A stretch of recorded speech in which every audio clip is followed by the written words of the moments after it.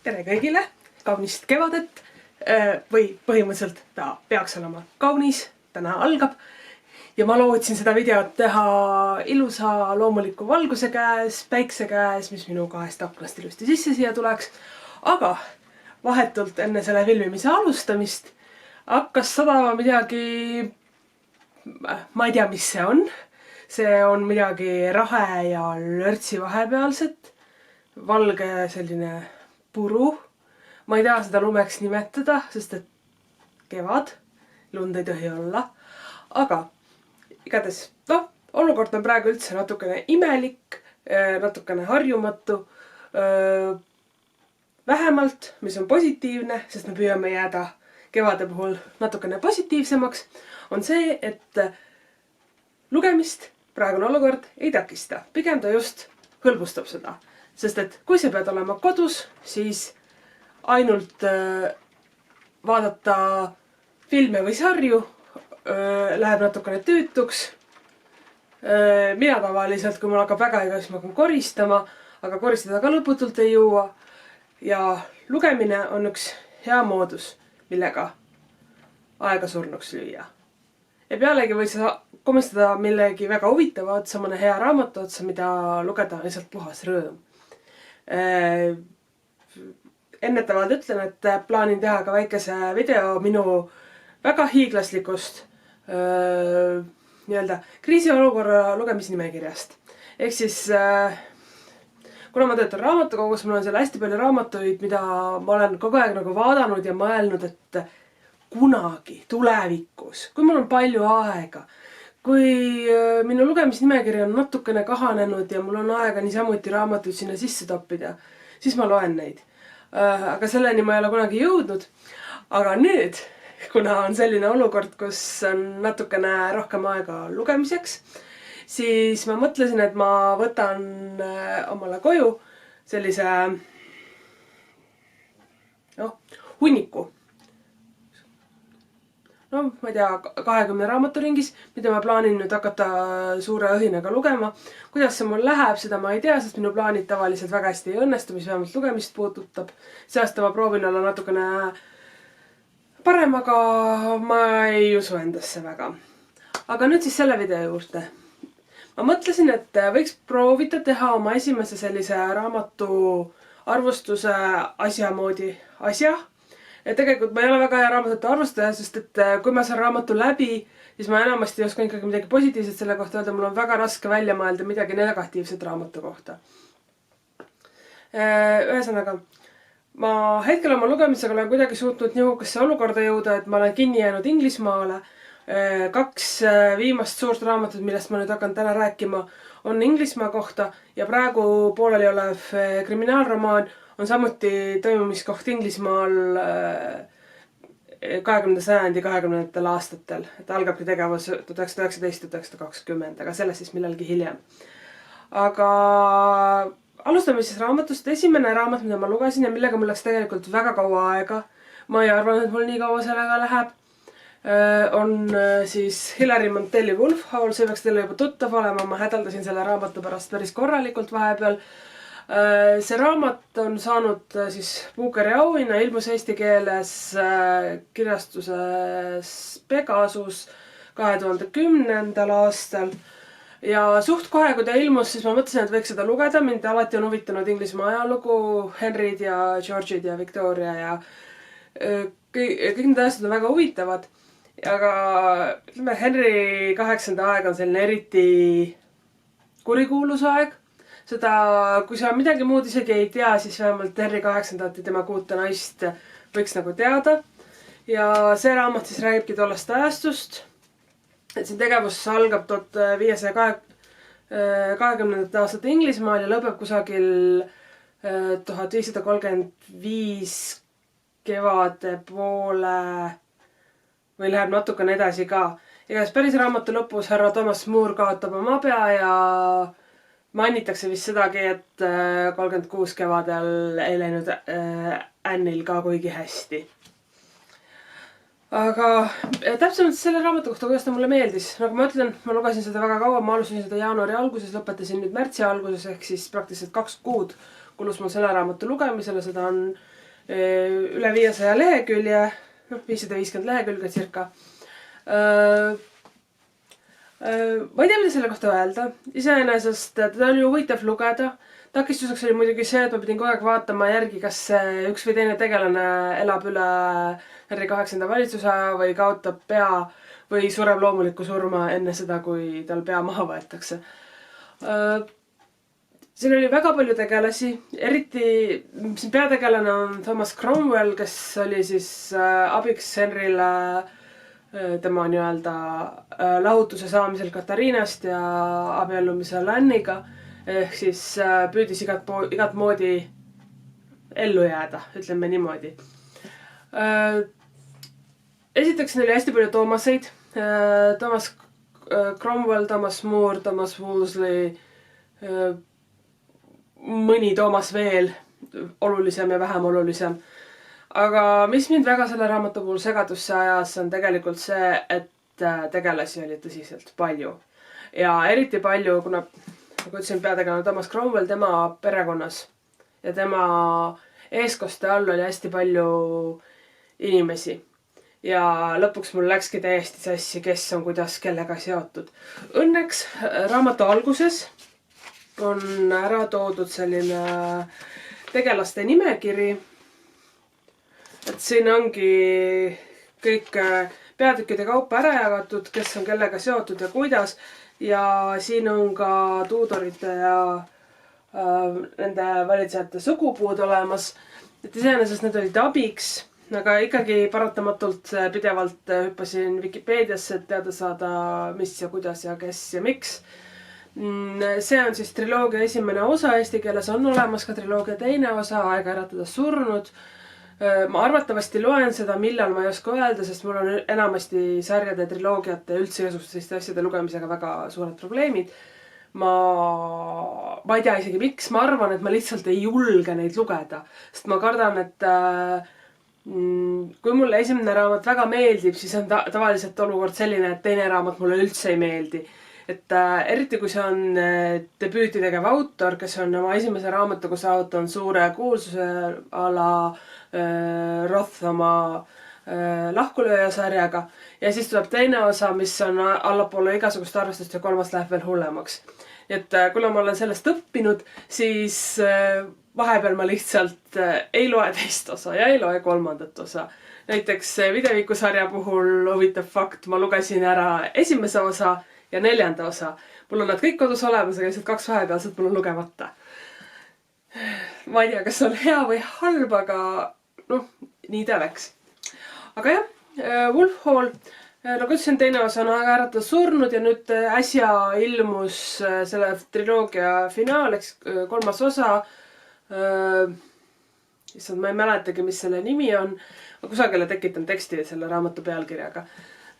Igatahes ma loodan, et see tõlgitakse eesti keelde üsna kiiresti, sest et natuke mul on väga-väga kurb, kui sarjad jäävad lõpetamata. Et kui sul on juba triloogia 2 osa tõlgitud, siis võiks nagu 3. osa ka tulla. Ma kindlasti jõuan ka 3. osa lugemiseni, aga see eeldab, et ma loen 2. osa läbi. Aga nagu ma ütlesin, vahepeal ma lihtsalt ei jõua selleni. Ma ise panin sellele vist, ma ei mäleta isegi palju punkte, mulle meeldis, aga lihtsalt see, et tema lugemine võttis nii kaua aega, see kuidagi muutub tüütuks. Ja siis ongi, et mida kauem sa, vähemalt minu puhul, mida kauem sa loed raamatut, ühte raamatut, seda tüütumaks ta muutub. Et mulle meeldib, kui ma saan raamatu läbi loetud paari päevaga. Paksu raamatu puhul nädala ajaga oleks ideaalne.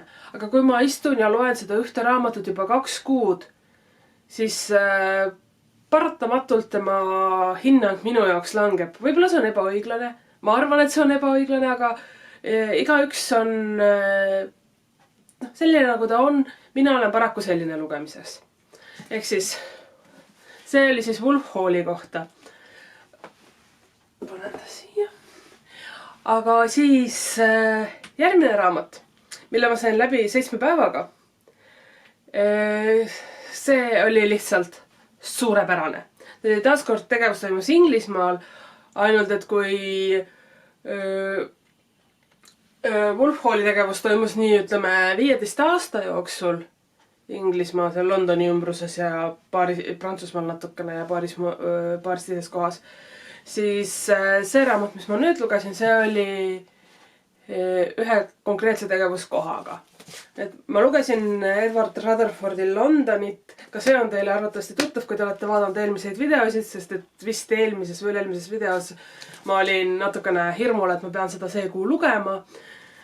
Ei oleks pidanud hirmul olema. Sellega läks täpselt samamoodi, nagu läks New Yorgiga samalt autorilt. Siin on 999 lehekülge ja ma lugesin ta läbi 7 päevaga. Ma olen nendega väga rahul, nagu te näete. Mitte ainult seepärast, et ma sain selle 999 lehekülge läbi loetud 7 päevaga, vaid seepärast, et see raamat mulle täiega meeldis. Ta oli nii huvitav, nii mitmekülgne. Sa saad teada Londoni ajaloost, aga sellele lisaks on siis nende perekondade lugu, kes siin raamatus on. Need perekonnad pole päriselt eksisteerinud, need on kõik autori välja mõeldud, aga nad puutuvad raamatu jooksul kokku päriselt eksisteerinud ajalooliste isikutega nagu Shakespeare või Oscar Wilde või Christopher Wren, kes siis taas ehitas St. Pauli katedraali pärast suurt Londoni tulekahju. Ja üldse, et mõned asjad, mille kohta ma võib-olla oleks tahtnud rohkem natukene kuulda ja mis minu arvates olid natukene üllatuslikud, et nad välja jäid. Näiteks Rapp ja Jacki kohta oli väga vähe, võib-olla ühe lehekülje peal üks väikene lause selle kohta oli, aga muidu seda konkreetset ajalooperioodi näidati hoopis teisest nurgast, see aasta jäi üldse nagu sealt teemast välja. Aga Jeesus, ma olen nii sillas sellest raamatust. See on selle aasta üks paremaid asju, mis ma olen lugenud. Ja arvestades, see on peaaegu 1000 lehekülge. Ja no, selles suhtes tulebki välja see, et raamatul on täiega vahe. On see raamat, mis on 1000 lehekülge ja mille ma lugesin läbi 7 päevaga. Ja siis on Wolf Hall, mis mulle ka tegelikult täitsa meeldis. Aga ma lugesin seda 550 lehekülge 2 kuud. Ma ei teagi, mis. Igatahes Londoni, ma panen ta praegu siia ka. Londoni puhul, üks hetk tegelikult ei pane ikka ka. Sest Londoni puhul on täpselt samamoodi, siin on hästi palju tegelasi. Ja siin on ka siis selline tegelaste sugupuu ilusti ära toodud. Minu lemmik perekonnaks kujunes lõpuks siis Duckettite perekonnad on kõige esimesed, kellest üldse juttu on. Järgmised perekonnad tahavad kõik järgimööda juurde vastavalt sellele, kuidas nad nagu Londoni territooriumile jõuavad. Duckettid on sealt nagu igiammusest ajast ja siis tulid sinna näiteks, issand jumal, Barnikelid tulid, taanlased, nad tulid siis anglosaksidega ja siis kes siin olid, ma tean küll, mul tuleb kohe nimi meelde, vabandust. Näitan, Meredithid olid need, kes tulid siis normannidega sinna, et nagu see tegelaste hulk suurenes igast peatükist. Ja samas olid need, et mina küll lugesin ja teadsin, et võt see kunagi oli tema eellane, aga täpselt nagu päris ajalooski paljud asjad lähevad kaduma ja me ei tea, kes olid tegelikult meie eellased. Nii et väga vinge. Aga siis veel, mis siin raamatu alguses on erinevate ajastute Londoni kaardid paaril leheküljel ja siis on põhimõtteliselt lugu. Ja ma ei tea, ma ei suuda peatuda, ma tahan lihtsalt öelda, kui hea raamat see on. Üldse, New York oli ka väga hea ja New York mulle ka väga meeldis, aga kuna ma New Yorki lugesin mõned aastad tagasi, siis ma praegu ei oska paraku enam öelda, kui mulle rohkem meeldis. Lihtsalt London on nii värske lugemine, et see emotsioon on ikka veel ilusti minu sees. Aga igatahes, tõesti, praegu on ideaalne aeg raamatuid lugeda ja ei ole vaja valida õhukesi raamatuid, sobivad ka täitsa paksud raamatud. Eriti nii head raamatud, nagu mõned paksud raamatud võivad olla. Ma tean, et ma täitsa õhetan ja mul on loll naeratus näol, aga see raamat mulle tõsiselt nii väga meeldis. Ma olin nii rahul. Üks asi küll selle õhuke paks raamat. See iludus, London. Ma kaalusin ta ära, sest et no, ma lugesin teda ja mõtlesin, et ta on täitsa raske raamat ja võiks selle ära kaaluda. Ja siis ma läksingi, võtsin köögikaalu, kaalusin ta ära. Tema kaaluks on 1 kilo 400 grammi. No 401 grammi, aga see üks on tühi asi. Aga igatahes teda natuke alla 1,5 kilo kaaluvat raamatut käes hoida on üsna raske. Nii et lisaks nii-öelda vaimu ja meele treenimisele ja mõnusa loo lugemisele on ka väikene füüsiline treening selle raamatu puhul täitsa arvestatav, sest sa pead seda kobakat hoidma käes. Ja probleem on selles, et see lugu on nii huvitav, et isegi kui sul käed on täiesti ära väsinud ja sa juba tunned, et sa peaksid natukene pausi tegema, sa ei suuda seda teha, sest et lugu on nii köitev ja sa tahad kogu aeg teada, mis juhtub järgmise sugupõlvega, ülejärgmise sugupõlvega ja nii edasi. Nii et tõsiselt, see on see raamat, mida ma soovitan. Wolf Hall on hea ja seda võib lugeda ja ma tean inimesi, kellele see Wolf Hall täitsa meeldib. Mulle ta ka meeldib, aga mitte nii ülevoolavalt nagu London. London oli suurepärane lugemine ja ma tõesti soovitan seda. Ja lihtsalt ilm on natukene paranenud praegu, ma vaatan aknast välja, enam ei saa mingit imelikku ollust alla, aga nautige kevadet, lugege, käige väljas jalutamas, kuulake audioraamatuid. Ja okei, väljas jalutamas võite üksinda käia, ärge nagu väga inimeste lähedale praegu vist minge, aga lihtsalt nautige aega ja olge oma perega ja lugege raamatuid ja olge lihtsalt natukene positiivsed. Et jah, olukord ei ole just kiita ja paljud on haiglas ja ma tõesti loodan, et nad paranevad ja nendel läheb hästi, aga ise ei tohiks alla anda. Ja ma juba ütlesin seda, aga tõsiselt lugege raamatuid. Nägemist!